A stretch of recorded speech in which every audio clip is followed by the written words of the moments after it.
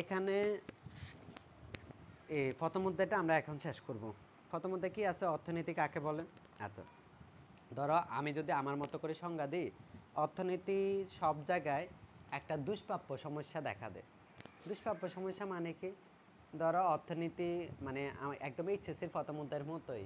ধরো আমাদের কাছে যতটুকু টাকা বা যতটুকু সম্পদ আছে আমরা আরও চাই।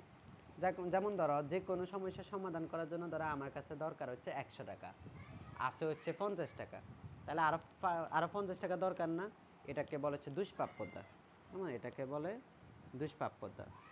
তো পুরো অর্থনীতিতে দুষ্প্রাপ্যতা সমস্যা দেখা দেয়। মানে দুষ্প্রাপ্যতা মানে কি, আমাদের যতটুকু দরকার তার থেকে কম আছে। এটাই স্বাভাবিক, মানে মানুষের কাছে যত চায় ততটুকু সম্পদ নাই, ঠিক না? আচ্ছা, তো এই সমস্যা মোকাবেলা করে মানব কল্যাণে কাজ করা এই হচ্ছে অর্থনীতির কাজ। যেমন অর্থনীতি কি, যে বিষয় সীমাবদ্ধ সম্পদ, এই সীমাবদ্ধ সম্পদ মানে দুষ্প্রাপ্যতা। সীমাবদ্ধ সম্পদ ব্যবহার করে সীমাহীন অভাব, জীবনেও মৃত্যুর আগ দিন পর্যন্ত অভাব শেষ হবে না, অভাব লাগেই থাকবে। এটা হলে এটা, এটা হলে এটা। আজকে একটা জিনিস কিনছো, কালকে আরেকটা অভাব তুমি চিহ্নিত করলা। একসময় মোবাইল ছিল না, মোবাইল কিনলে এখন ল্যাপটপের অভাব, ল্যাপটপ কিনলে এবার গাড়ির অভাব, গাড়ি কিনলে বাড়ির অভাব, এরকম করে অভাব শেষ হয় না, সারা জীবন অভাব লেগেই থাকে। তাহলে এই সীমাহীন মানে হচ্ছে সম্পদ তো আর বাড়ে না, সম্পদ তো একটা লিমিটেশন থাকে যায়, কিন্তু অভাব তো অনির্দিষ্ট, ঠিক না, সীমাহীন। তাহলে এই এই যে বিষয় সীমাবদ্ধ সম্পদ ব্যবহার করে সীমাহীন অভাব পূরণের সুষ্ঠু ও সুন্দরভাবে জীবনযাত্রা নির্দেশ করে তাকে অর্থনীতি বলে। তুমি ওদের মতো করে সংজ্ঞাটা দেওয়ার দরকার নাই, তুমি তোমার মতো করে সংজ্ঞাটা দিবা। এতটুকু বুঝছেন?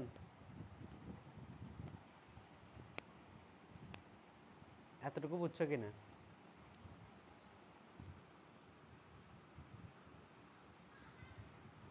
আমার কথা শুনতেছ?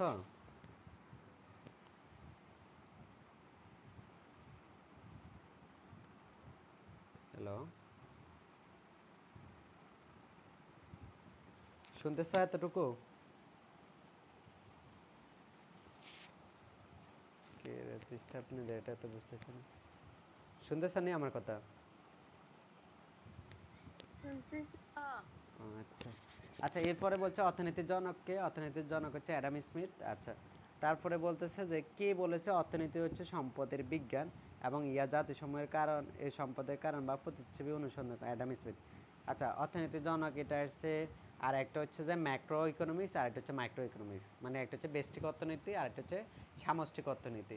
ব্যষ্টিক অর্থনীতি কি, যেখানে অর্থনীতির প্রতিটা শাখা, ধরেন একজন ব্যক্তি পুরা অর্থনীতি থেকে যে কোনো একটা ইউনিট কালেক্ট করছে, ওই ব্যক্তির আয় কত, ব্যয় কত, সঞ্চয় কত, বিনিয়োগ কত, এটা হচ্ছে ব্যষ্টিক অর্থনীতি। আর পুরা দেশের বা পুরা জাতির আয় কত, ব্যয় কত, সঞ্চয় কত, বিনিয়োগ কত, ওটা হচ্ছে সামষ্টিক অর্থনীতি। ব্যষ্টিক অর্থনীতি হচ্ছে ছোট মানে একক নিয়ে কাজ করে। সামষ্টিক অর্থনীতি হচ্ছে সবগুলা নিয়ে কাজ করে, পুরা জাতি নিয়ে কাজ করে। এগুলো একটু পড়ে নেবেন। সামষ্টিক অর্থনীতি কি পড়ায় ফেলছি। অর্থনীতির দ্বৈত ধারণা, আচ্ছা যে অর্থনীতি লাগবে না এটা। তারপর হচ্ছে বাজার অর্থনীতি বলতে আসে না কখনো। অদৃশ্য হাত মানে কি, আচ্ছা ইনটেনজিবল হ্যান্ড, কেমন। এখানে বলছে অর্থ ব্যবস্থা বাজারে, ওই যে মনে আছে তোমরা বাজারে একটা অধ্যায় করছিলেন এইচএসসিতে, বাজারের দাম নির্ধারণ হয় কিভাবে, পূর্ণ প্রতিযোগিতামূলক বাজারে, এরকম একটা চিত্র আছিল ওখানে, কেমন। এই দাম নির্ধারণ হয় অদৃশ্য হাত দ্বারা, কেমনে, যেখানে ডিমান্ড রেখা এবং সাপ্লাই রেখা মানে চাহিদা এবং যোগান মানে স্থির হয়, মানে যে রেখাতে ক্রস করে ওই রেখায় দাম নির্ধারিত হয়। তো এটাকে বলতেছে অদৃশ্য হাত, মানে কেউ নির্ধারণ করতে পারে না, অদৃশ্য হাত দ্বারা নির্ধারিত হয়, কেমন। তারপর একটা গুরুত্বপূর্ণ মানে প্রথম মধ্যে একটাই অংশ ছিল, মনে আছে তোমাদের, এরকম একটা রেখা আমরা আঁকতাম, তো ওটাকে যোগ করলে একটা রেখা পাইতাম, ওটার নাম হচ্ছে উৎপাদন সম্ভাবনা রেখা, প্রোডাকশন পসিবিলিটি পয়েন্টার, কেমন, পিপিপি।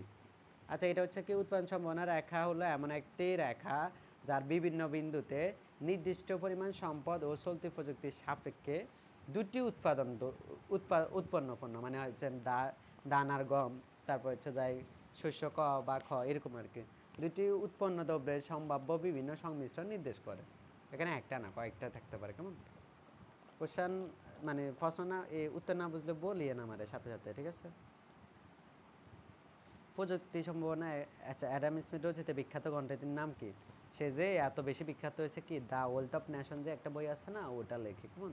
এখন কথা হচ্ছে ভাই এত বড় লিখতে হবে না, ওয়েলথ অফ নেশন এতটুকু লিখলে মধ্যে নেন। বলেন এতটুকু পর্যন্ত জামিলা আছে, পারবো? আচ্ছা, তারপর হচ্ছে অর্থনীতি। আচ্ছা, দুষ্প্রাপ্যতা কাকে বলে আমি অলরেডি বুঝে ফেলছি। আমাদের অভাবের তুলনায় সম্পদ কমটাকে বলে হচ্ছে দুষ্প্রাপ্যতা, স্বল্পতা বা দুষ্প্রাপ্যতা। এটা অলরেডি পরীক্ষায় আসছে, কেমন? আচ্ছা, যমজ ধারণা বলতেছে ওরা দুষ্প্রাপ্যতা এবং দক্ষতাকে। অভাব কি?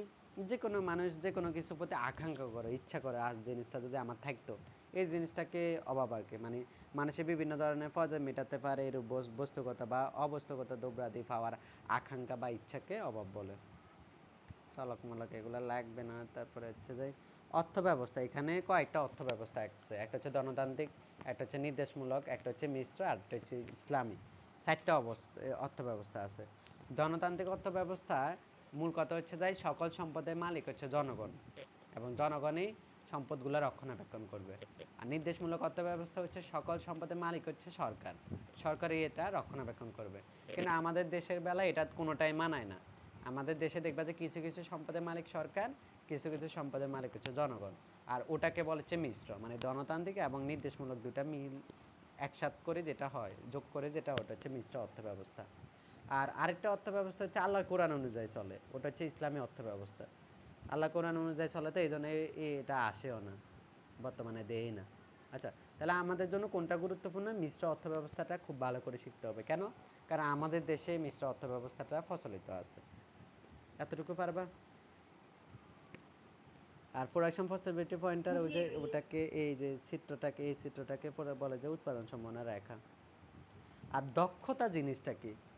দক্ষতার জিনিসটা হচ্ছে যে ধরো আরেকজনে যে সময় বা যে প্রযুক্তি কাজে লাগায় 5টা সার উৎপাদন করতে পারবে, আমি সেম সময়ে সেম প্রযুক্তি উৎপাদন করে ধরো 10টা সার উৎপাদন করতেছি, এটাই হচ্ছে দক্ষতা। মানে কম সময়ে, ওই যে লেস ইনপুট মোর আউটপুট, মানে কম দিয়ে বেশি পাইলাম। অর্থনীতিতে দক্ষতা সেম কথা, মানে সম্পদকে কতটা পারফেক্টলি কাজে লাগানো যায়, এটা হচ্ছে অর্থনীতির দক্ষতা বলতে বোঝায়। আইন এবার অর্থনীতি কাকে বলে আমি ছোট্ট করে পড়াই ফেলছি, আপনি বড় করে শিখে নেবেন। তারপরে বলতেছে যে সমালোচনা সাপেক্ষে রবিনসের সংজ্ঞাটি, রবিনসে যে সংজ্ঞা দিছে এটা একটু পড়ে নেবেন, বুঝতে অসুবিধা হলে তো আমি তো আছি। এখানে তো আর এগুলা লাইন বাই লাইন পড়াইতে গেলে অনেক সময় লাগবে, তোমাদের লস হবে, আমার ক্লাস সংখ্যা বাড়বে, আমার লাভ হবে। তো আপনারা পড়ে শেষ করে ফেলেন, আমারও লাভ হোক, আপনাদেরও লাভ হোক, কেমন? আমি চাই যে তোমরা সিলেবাস শেষ করে ফেলো, কিন্তু আটকে রাখো না, আমার পছন্দ না। যেমন অন্যান্য জায়গায় মাসের পর মাস শেষ পড়িয়ে শেষ হয় না। লিমারে মনে হয় কত 6টা না 7টা ফিনান্স ক্লাস নিছি, এখন ওর আর ফিনান্সে কোনো অধ্যায় নেই পড়ানোর মতো। আচ্ছা, তারপর দেখো কি চিত্র আছে, আমি দেখছি পিডিএফটা একটু আগে দেখছি আমি। চিত্র আছে যে, তাও তোমরা পারো, ওটা হচ্ছে উৎপাদন সম্ভাবনার চিত্র, কেমন? আচ্ছা, তবু আমি বুঝাই দিতেছি, একটু অপেক্ষা করুন। আচ্ছা, অর্থনীতি বিভিন্ন মতবাদ এগুলো একটু পড়িও, নাহলে পরীক্ষার সময় লিখতে পারবা না ভালো করে। কারণ একটু একটু পড়ি, ভালো করে লেখা যায় না। পুরো অধ্যায়টা ভালো করে পড়লে না তুমি তোমার মতো করে লিখতে পারলে, কেমন? ইতিবাচক নেতিবাচক অর্থনীতির মধ্যে পার্থক্য দেখা, একটা হচ্ছে ভালো, একটা হচ্ছে খারাপ, কেমন? একটু পড়ে নিয়ে এই তো এই চিত্রটা একটু দেখতে পারেন। পৃথিবীতে 2 ধরনের, আচ্ছা এটা খুবই গুরুত্বপূর্ণ, মৌলিক অর্থনৈতিক সমস্যা 3টা। একটা হচ্ছে কি উৎপাদন করব, কিভাবে উৎপাদন করব, কার জন্য উৎপাদন করব। তোমাদের মনে আছে কিনা কে জানে, এটা আমি এইচএসসিতে পড়াইছিলাম, হুবহু একই প্রশ্ন। মৌলিক অর্থনৈতিক সমস্যা কয়টি ও কি কি? 3টি, কেমন? কি উৎপাদন করা হবে, কার জন্য উৎপাদন করা হবে, কিভাবে উৎপাদন করা হবে। এখন আমার একটা খুবই ভালো করে একটা রেকর্ড ক্লাস আছে, ওটাও দেখতে পারেন, আমার চ্যানেলে আছে, ইউটিউব চ্যানেলে, কেমন? আচ্ছা, কি কি পণ্য উৎপাদন করা হবে? ধরো 2টা দেশ, একটা হচ্ছে বাংলাদেশ, একটা হচ্ছে যে ধরো পাকিস্তান।